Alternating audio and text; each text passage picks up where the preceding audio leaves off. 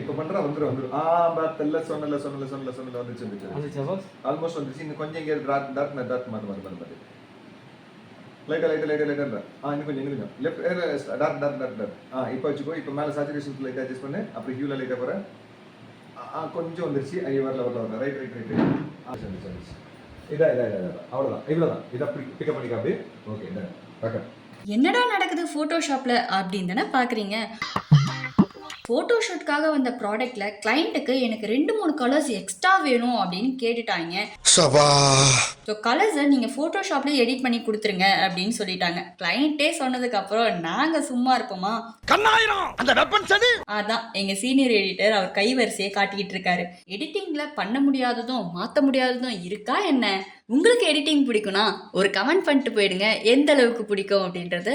அப்படியே நம்ம சேனலை சப்ஸ்கிரைப் பண்ண மறந்துடாதீங்க. Tata bye bye.